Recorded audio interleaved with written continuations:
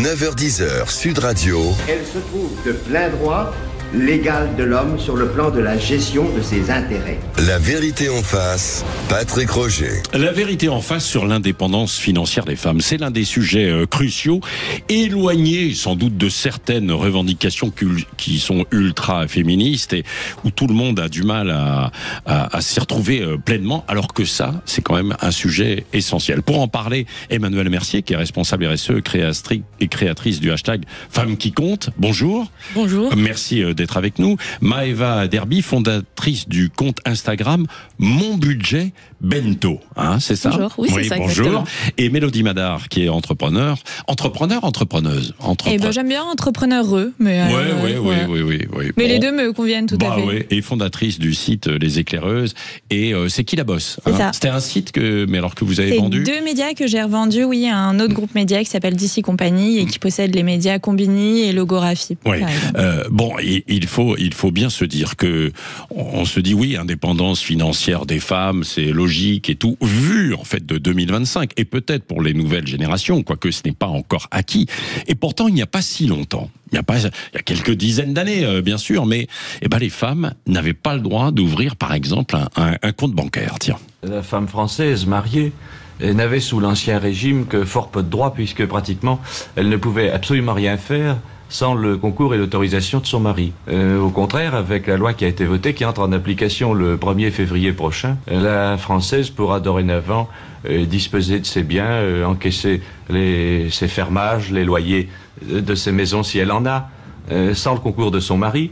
Et d'autre part, le mari ne pourra pratiquement plus rien faire sans le concours et la signature de sa femme. Voilà, c'était en 65, c'est depuis 65 quand on y pense 2 secondes, Mélodie Madar, on se dit mais c'est dingue quand même, ne pas pouvoir ouvrir à l'époque un compte bancaire. Complètement, ça me paraît très loin pour moi, mais en réalité pas si loin. Bah oui. Mais moi j'ai eu la chance de vivre dans une famille dans laquelle les femmes avaient le pouvoir de rêver, de pouvoir faire tout ce qu'on voulait. On a été éduqués dans une famille où on n'avait pas vraiment de limites, que ça soit au niveau de l'entrepreneuriat, mais aussi de l'éducation financière. Donc j'ai toujours vu les femmes autour de moi travailler et avoir leur indépendance financière. Donc j'ai suivi ce modèle, mais pas beaucoup de femmes ont eu la chance d'avoir des rôles modèles comme ça au sein de leur famille. Non, mais ça c'est vrai.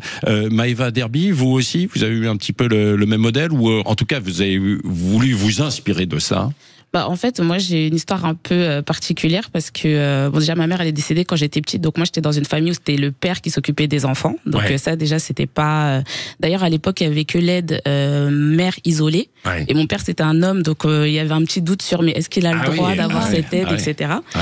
Et moi, j'ai eu 2 exemples complètement opposés avec mes grands-mères. Une qui était obligée de rester à la maison, forcée, et l'autre qui était complètement 100% indépendante. Donc, au moins, ça permet de voir les 2 extrêmes et puis de choisir son propre chemin, parce qu'il n'y a pas un chemin pour tout le monde. Ouais. Non, il n'y a pas un chemin, mais il y a quand même il y a un chemin qui est assez certain aujourd'hui, de plus en plus, Emmanuelle Mercier, c'est que il faut que les femmes puissent évoluer elles-mêmes sans compter sur un homme, un mari, un compagnon, etc. pour avoir leur destin entre leurs mains, Oui, alors tout à fait. D'ailleurs, c'est tout le sens de la démarche Femmes qui comptent qu'on a lancée avec AJP, qui est de pouvoir donc sécuriser son avenir financier, qu'il soit personnel et professionnel, puisqu'on en parlera certainement au cours de cette émission. Mais en fait, les chiffres sont assez éloquents, puisque en dehors du foyer, les femmes aujourd'hui vivent encore des inégalités en termes financiers. Oui, et donc l'objectif, c'est d'inciter les femmes à elles-mêmes avancer financièrement, à avoir leur indépendance, Alors moi j'aime beaucoup l'expression développer son plein potentiel économique, puisque ça permet d'aborder les sujets, le sujet de l'argent et des finances de façon assez large, puisqu'on peut se parler des inégalités salariales, on peut se parler du comportement face à l'investissement, on peut aussi parler des violences économiques. Donc c'est question. Quoi les violences économiques ?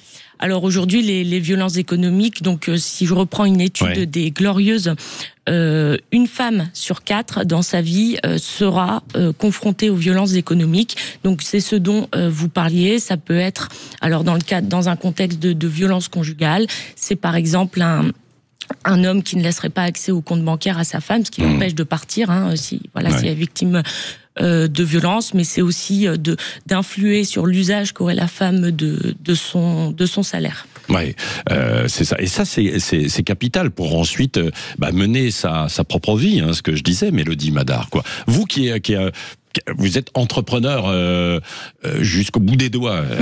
Non mais ça se voit, bien sûr. Donc tout le monde n'est pas évidemment comme vous. Toutes les femmes ne sont pas comme ça. C'est ce qu'on verra dans un instant, parce que il faut oser prendre des risques. Ce que vous avez fait, vous, est-ce que vous encouragez à faire auprès des femmes, quoi? Complètement. Mais moi, j'ai la chance de collaborer avec AJP et Emmanuel. Et je pense que le but aujourd'hui des femmes qui comptent, c'est d'abord éduquer, c'est-à-dire provoquer la prise de conscience chez les femmes pour leur expliquer que l'argent, c'est un sujet qui les concerne. Comme vous l'avez très bien dit au début de cette émission, au début on n'était pas concernés par les sujets d'argent parce qu'on n'avait même pas le droit de créer un compte en banque. Donc en fait aujourd'hui les femmes sont peu ou pas éduquées face à la gestion de leurs finances à la fois professionnelle. Elles ne sont pas éduquées aujourd'hui, quand même de plus en plus, non ? De plus en plus, évidemment, mais en réalité on a l'impression aussi au début que c'est des sujets qui ne nous concernent pas. Donc le but c'est de provoquer déjà la prise de conscience pour dire aux femmes, écoutez, c'est des sujets qui vous concernent et il faut y aller à fond.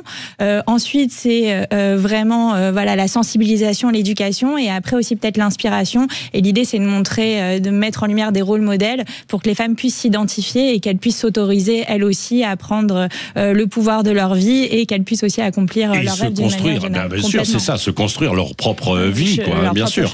Emmanuel Mercier. Et pour rebondir sur ce que disait Mélodie, je lisais un article dans la presse ce week-end à l'occasion de la Journée internationale des droits des femmes. Un sujet très important dont on parle beaucoup sur la question de l'indépendance financière, c'est la question des retraites. Puisque aujourd'hui, on sait que les femmes sont plus à risque de tomber potentiellement dans la précarité. On sait que selon la dernière étude de la DREES, il y a un écart de pension de 38% entre les hommes et les femmes. Et pour rebondir, Mélodie, sur ce que tu disais, il y a 60% des femmes qui estiment ne pas être suffisamment informées sur la préparation de leur retraite. Et ce chiffre, il monte à 69% chez les femmes entrepreneurs. Donc, il y a aujourd'hui le manque d'éducation financière. Il existe en France pour tous les Français, mais il est encore plus criant quand on parle des femmes. Quand on parle des femmes. Et c'est l'une des raisons qui vous a poussé, Maëva Derby, à créer justement Mon Budget Bento. Expliquez-nous un petit peu. En fait, à la base, j'avais écrit un livre qui s'appelle Mon Budget sur pilote automatique. Ouais, c'est vrai. Et je me suis dit, mais comment est-ce que je vais faire pour qu'il soit connu, pour pouvoir passer ce message-là? Et c'est vrai que c'est là que je me suis tournée vers Instagram, puisque c'était le seul réseau que j'utilisais. Et la beauté des réseaux, c'est qu'on peut interagir avec les gens. Et donc, c'est là que j'ai vu qu'il y avait vraiment un besoin, une demande pour des questions qui, moi, me semblaient tellement basiques. C'est-à-dire, quel type de demande, par exemple? Par exemple, comment sont calculés les intérêts sur un livret A? Par exemple, des personnes qui pensent que la banque regarde le 31 décembre, fait le calcul. Il y a les hommes qui sont un peu perdus là aussi. Oui, ça, c'est la différence entre les hommes et les femmes, c'est que les femmes, elles avouent ne pas savoir, et puis les hommes, des fois, ils pensent savoir. Et bon, quand on fait, parce qu'il y a eu d'autres études aussi qui disent que finalement... C'est intéressant parce que ça, sur ces aveux, on y reviendra dans un instant, parce qu'il y a aussi une question derrière de confiance. Exactement, de perception. De perception. Et par rapport à ce que tu disais tout à l'heure, c'est vrai que le problème pour les femmes, c'est qu'elles peuvent facilement, comme elles gagnent moins, facilement tomber dans la précarité, et elles se rendent compte des fois tardivement de l'importance de l'éducation financière après un divorce, après une séparation et ou après un décès du conjoint, etc. Et donc l'idée, c'est de les sensibiliser pour qu'elles en fait prennent le sujet tout de suite, pendant qu'il n'y a pas de problème, parce que quand il y a des problèmes, c'est beaucoup plus compliqué de mettre en place les bonnes habitudes. Et là, vous les aidez, quoi. Exactement. Quelles étaient les questions qui reviennent le plus? Tout à l'heure, on parlait du risque. C'est comment investir, mais sans prendre de risques. Ah ouais. Mais ça, malheureusement, ça n'a pas de c'est réponse. intéressant parce que Emmanuel Mercier, responsable RSE, Femmes qui comptent, le hashtag, les femmes prennent un peu moins de risques. Ce que vous avez vu, elles ont plus de difficultés à prendre des risques, quoi. Non, que les hommes. En tout cas, sur un plan financier. Je ne parlerai pas de difficulté, je dirais plutôt qu'elles ont une plus grande appétence à la prudence. En tout cas, aujourd'hui, en effet, alors sur les questions, justement, si on se parle d'investissement et d'épargne, la dernière étude de Vive Média nous montre quand même que 16% des femmes se sentent prêtes à prendre des risques, et on monte à 29% chez les hommes.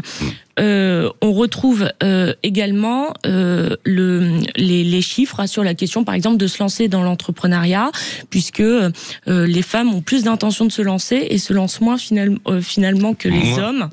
Pourquoi elles sont rattrapées par quoi? Il faut se dire, Maëva Derby en a parlé du budget, des questions de budget, donc d'avoir confiance en soi.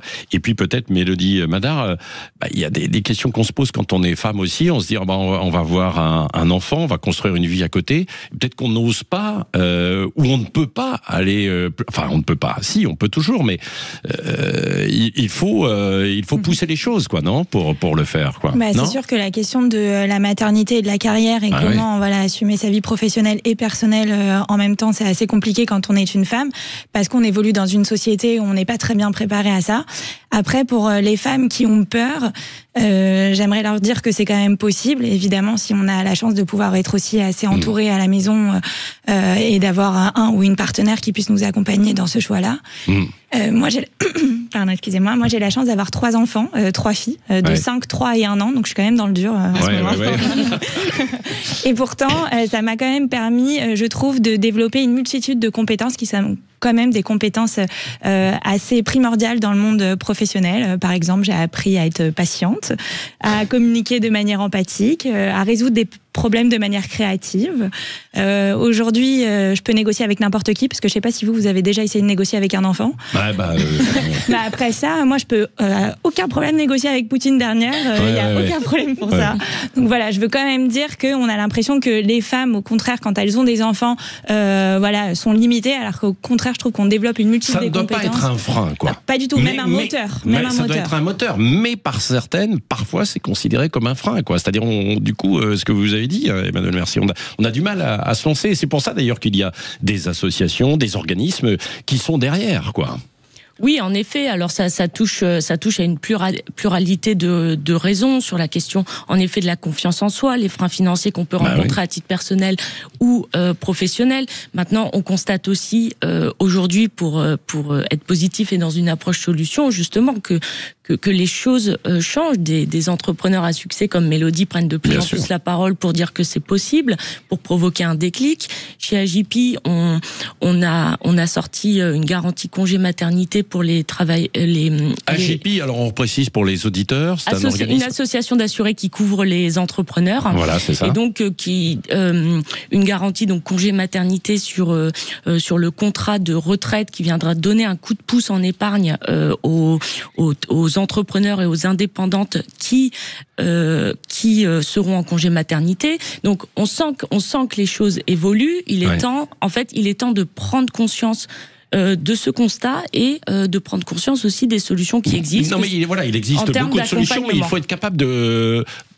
faire la démarche aussi, de se renseigner, d'être accompagné, quoi.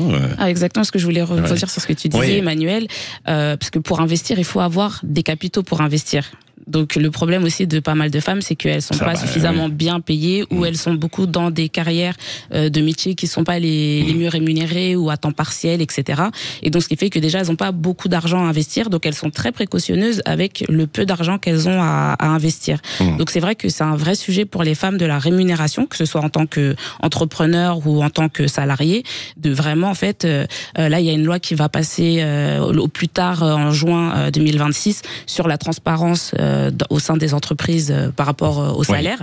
Et donc, les femmes, il faut vraiment qu'elles se saisissent de cette question de négocier son salaire, de se faire payer à sa juste valeur pour pouvoir déboucher sur la partie. Dans les nouvelles générations, aujourd'hui, ça a quand même bien changé, non ? Vous n'avez pas ce sentiment ? Je serais pas aussi affirmative. Non, c'est vrai. On voit ça dans un instant avec vous. On voit ça, on marque une petite pause et on voit ça avec vous dans un instant. L'indépendance financière des femmes. Est-ce que les choses ont changé ? Un peu, mais pas totalement, me dit Emmanuel Mercier. Maëva Derby, Mélodie Madar également avec nous. Et vous, si vous voulez témoigner. Tiens, d'ailleurs, il y avait tout à l'heure des femmes au standard 0826 300 300. Allez-y, vous avez la parole. Nous sommes ensemble, la vérité en face. Et on se dit les choses, jusqu'à 10h. 9h-10h, Sud Radio. Elle se trouve de plein droit l'égal de l'homme sur le plan de la gestion de ses intérêts. La vérité en face, Patrick Roger. Bah oui, pour les banques comme pour les femmes, c'est la loi du 13 juillet 65 qui a été déterminante, qui a permis à une femme mariée d'ouvrir un compte bancaire. Imaginez, il y a bientôt 60 ans quand même. Évidemment que c'était interdit à l'époque, quoi. Les choses ont changé, c'est ce que l'on dit depuis ce matin avec Emmanuelle Mercier, responsable RSE, créatrice du hashtag Femmes qui comptent, Maëva Derby, avec ce compte Instagram Mon Budget Bento, qui avait écrit ce livre Mon Budget sur pilote automatique, c'est ça, au moment du Covid, je crois. Mélodie Madar aussi, entrepreneur, j'ai toujours du mal, entrepreneur ou entrepreneuse, donc fondatrice du site Les Éclaireuses, et c'est qui la bosse, un site que vous avez vendu. On le disait juste avant la pause, donc c'est une question en fait de confiance. Est-ce que aujourd'hui les femmes qui arrivent savent bien négocier et obtenir le même salaire? Emmanuelle Mercier. Alors, aujourd'hui, voilà, un chiffre justement qui est assez parlant dans la dernière étude de Vive Média. 32% des femmes sont à l'aise pour négocier leur salaire en entretien d'embauche. Et ce chiffre, il monte à 53% chez les hommes. Ah oui. Donc c'est une question plutôt de méthode. C'est toujours ce syndrome certainement de la bonne élève qui crée des pensées limitantes. Ou d'un manque de confiance peut-être. C'est ce que l'on dit souvent pour à la fois les prises d'intervention, mais également pour investir, pour se lancer, non? Alors ça en fait certainement partie. L'année dernière, on avait fait un sondage chez AJP qui faisait ressortir que 63% des femmes avouent avoir manqué des opportunités professionnelles par manque de confiance en elles. Ouais. Donc ce qui est quand même énorme, et d'où l'importance d'ailleurs de voir les femmes s'exprimer de plus en plus dans le débat public, de créer des rencontres avec des rôles modèles pour se dire aussi c'est possible, et aussi d'avoir des méthodes. C'est ce qu'on fait avec les femmes qui comptent, en travaillant avec Maëva et Mon Budget Bento, en travaillant avec Kinsaf El Hassini de Ma Juste Valeur sur comment négocier son salaire. C'est pas juste crier fort. C'est une méthode en plusieurs points. Comment monter sa structure, sa boîte aussi, parfois, bien sûr, même si c'est difficile en ce moment. Tout à l'heure, nous en parlions, il y a des défaillances d'entreprises comme jamais vues depuis 15 ans. 65 000 petites entreprises qui ont fermé pour l'année 2024, et l'année 2025 était extrêmement difficile. Mélodie Madar, mais c'est vrai qu'il faut se sentir à l'aise et avoir de la confiance, mais c'est pas évident quand même, quoi. C'est très dur aussi quand on est entrepreneur, la question de la rémunération du dirigeant. En réalité, quand on lance sa start-up, on ne gagne rien, quoi. On gagne rien, mais est-ce qu'on se paye ou pas? C'est une vraie question. Et je pense qu'à un moment donné, il faut se jeter à l'eau et avoir une rémunération en tant que dirigeant, parce que se sentir un peu économiquement soutenu, même si c'est par son entreprise, c'est important d'avoir cette charge mentale économique qui soit de côté pour qu'on puisse être bonne et performante dans son métier au quotidien. Et c'est vrai que les femmes, on a tendance à faire ce qu'on appelle de l'undercharging, c'est-à-dire en français sous-facturer, c'est-à-dire qu'on dévalue un peu nos compétences, et quand on vient le moment d'encaisser, il manque quelques zéros sur la note. Et en plus de cela, on a l'habitude aussi de faire de l'overdoing, c'est-à-dire faire plus de choses que nécessaire. Pour prouver qu'on est bonne, qu'on est qualifié, et que les clients aient envie de continuer de collaborer avec nous. Donc en réalité, si je résume, c'est-à-dire qu'on facture moins et on fait plus. Ouais. Et c'est là où on est beaucoup confronté à ça quand on est une entrepreneur. Donc aujourd'hui, je pense qu'il faut à la fois se poser la question de la rémunération du dirigeant, et essayer de se payer quand c'est possible, le plus tôt possible. Le plus tôt possible. Oui. C'est ce que vous essayez d'enseigner, Maëva Derby, dans justement Mon Budget Bento. Même si Mon Budget Bento, c'est à la fois son propre budget, bien sûr, sur son quotidien, et sur des perspectives, quoi. Oui, en fait, il y a un mot que j'ai inventé qui s'appelle l'euro-respect. Et en fait, c'est de dire, le respect, c'est bien, c'est la petite tape sur l'épaule. Ah, c'est bien, t'as bien travaillé. Mais j'ai accolé euro avec pour dire, en fait, la rémunération aussi, c'est aussi une façon de reconnaître le travail. Aujourd'hui, on est dans une société capitaliste où on rémunère les gens par rapport aux prestations, à la qualité de la prestation ou du service. Et donc, c'est normal, en fait, de bien se faire payer. Et il n'y a aucune gloire à tirer du fait de se faire sous-payer pour une prestation, d'autant plus si on l'a fait avec toute la qualité qui est attendue. Ouais. Mais l'émission s'appelle La vérité en face. Est-ce que quand des femmes sont hésitantes comme ça et qu'elles se disent bon, je voudrais aussi faire des enfants, se dire bon je renonce peut-être à entreprendre moi-même, mais plutôt aller sur un contrat qui sera un peu plus sécurisé, Emmanuel Mercier. Alors, non mais il faut se poser toutes les questions, hein, il faut tout dire. Vous posez une excellente question qui touche, je pense, surtout à l'équilibre du couple et à la part que prend le conjoint ou la conjointe dans le couple. Aujourd'hui, je pense que chacun trouve cet équilibre de façon un peu différente parce que les modèles ont changé et la prise en charge, on va dire, de façon générale de l'organisation du foyer est certainement plus mouvante en termes de responsabilité qu'elle n'a pu l'être de façon binaire comme auparavant. Et voilà. Donc on a besoin des hommes. Cette évolution ne pourra pas avoir lieu, ça c'est sûr, sans les hommes. Parce que les hommes savent être papa et travailler en même temps. Bien sûr. Et si je peux rajouter, les entreprises également, puisque en fait, il y a des femmes justement qui se détournent du monde de l'entreprise parce qu'il y a un manque de flexibilité. Voilà, il n'y a pas du télétravail dans toutes les entreprises. Là, il y a beaucoup d'entreprises qui font un peu rétropédalage sur le télétravail.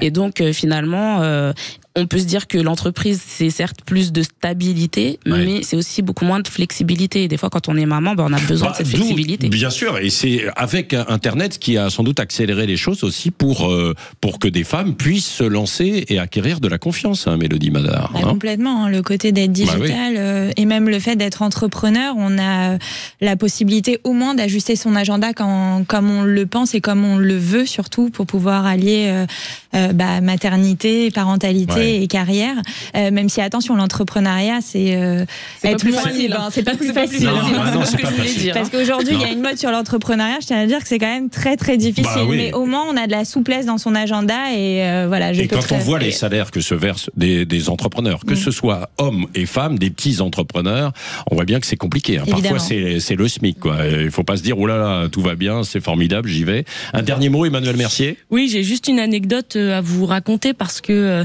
donc on a rencontré plus de 5000 femmes lors de différents événements dont nos adhérentes ces dernières années et donc j'étais devant un parterre de 150 start-upeuses et je leur dis, donc je suis sur scène et je leur demande mais combien d'entre vous ont une assurance voiture? J'ai presque 100% de la salle qui lève la main et quand je leur ai dit et qui a une prévoyance sert à protéger sa famille, bien quand sûr. même très important. Alors là, il y avait plus personne. Et je me suis dit, alors à mon avis, c'est sûr que ça doit être un peu flippant de s'engager dans l'entrepreneuriat quand les risques que l'on peut couvrir, on ne les couvre pas. Non mais ça c'est vrai. Merci en tout cas Emmanuel Mercier, Maëva Derby, Mélodie Madar. Vous pouvez réécouter cette émission, partager, aller sur les réseaux des unes et des autres. L'indépendance financière des femmes. Dans un instant, c'est Valérie Expert justement aussi qui va me succéder. La partie média et ensuite la partie débat. Merci à tous.